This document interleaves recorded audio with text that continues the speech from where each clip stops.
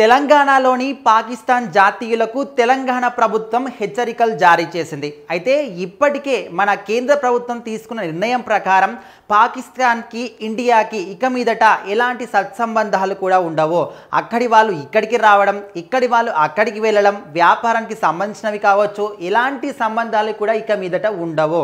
అయితే మీకు కొన్ని రోజులైతే సమయం ఇస్తున్నాము. ఈ రోజులలో ఇక్కడున్న వాళ్ళందరూ కూడా పాకిస్తాన్కి ఖచ్చితంగా వెళ్ళిపోవాల్సిందే.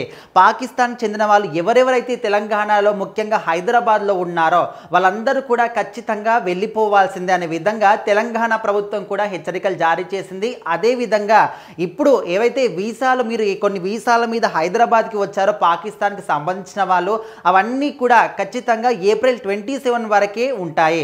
అదేవిధంగా కొంతమంది మెడికల్ వీసాల మీద వచ్చిన వాళ్ళందరూ కూడా ఇంకా 2 రోజులు ఎక్కువగా అంటే ఏప్రిల్ 29 వరకు కూడా అవన్నీ కూడా వర్క్ చేస్తాయి. అండ్ మొత్తానికైతే ఏప్రిల్ 30 వరకే వాగా సరిహద్దు అనేది ఓపెన్ ఉంటుంది.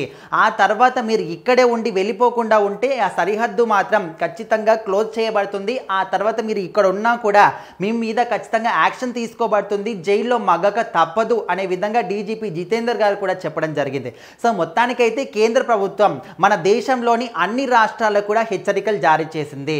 మీ రాష్ట్రాలలో ఎవరెవరైతే పాకిస్తాన్ చెందిన వాళ్ళు ఉన్నారో వాళ్ళందరినీ కూడా మీరు వెంటనే పంపించే ఏర్పాట్లు చేయండి అనే విధంగా ప్రతి ఒక్క రాష్ట్రానికి కూడా కేంద్ర ప్రభుత్వం హెచ్చరికలు జారీ చేసింది.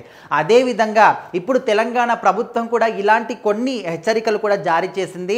ముఖ్యంగా తెలంగాణ మొత్తంలో కూడా పోల్చుకుంటే అయితే హైదరాబాద్లో ఎక్కువగా పాకిస్తాన్ చెందిన వాళ్ళు ఉన్నట్టు తెలుస్తుంది. అయితే ఓన్లీ హైదరాబాద్లోనే అంటే హైదరాబాద్ ముఖ్యంగా ఓన్లీ తెలంగాణ మొత్తంలో కలిపి 208 మంది పాకిస్తాన్కి చెందిన వాళ్ళు ఉన్నట్టు కూడా వాళ్ళు గుర్తించడం జరిగింది. అదేవిధంగా ఎక్కడెక్కడికైతే పాకిస్తాన్ వాళ్ళు ఉన్నారో వాళ్ళందరినీ కూడా ట్రాకింగ్ ద్వారా మేము కనుగొంటున్నాము.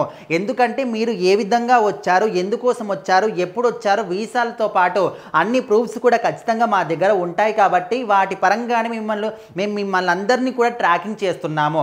ఒకవేళ మీరు ఇచ్చిన గడువులోపు వెళ్ళకపోతే మేమే మిమ్మల్ని ఈ విధంగా అంటే మీరు గడువు పూర్తయిన తర్వాత మీరు ఇక్కడే ఉన్నారనుకో ఖచ్చితంగా జైలు పాలు కాక తప్పదు అనే విధంగా పోలీస్ యంత్రాంగం కూడా హెచ్చరిస్తుంది.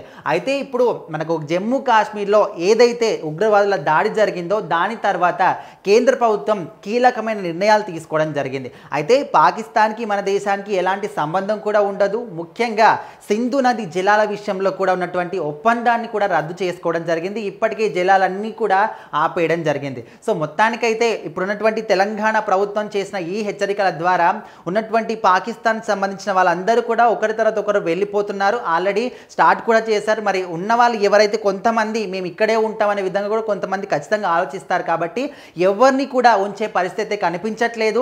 అంటే ట్రాకింగ్ పద్ధతి ద్వారా అందరినీ కూడా కనుక్కొని వాళ్ళ మీద యాక్షన్ తీసుకుంటామని కూడా చెప్తున్నారు. చూద్దాం మరి ఎవరైనా అంటే అందరూ కూడా వెళ్ళిపోతారా, కొంతమంది అదేవిధంగా ఇక్కడ ఉంటారా, మరి వెళ్ళిపోకపోతే వాళ్ళ పరిస్థితి ఏంటి, ప్రభుత్వం ఏ విధంగా చర్యలు తీసుకుంటుందో ఖచ్చితంగా వెయిట్ చేసి చూద్దాం.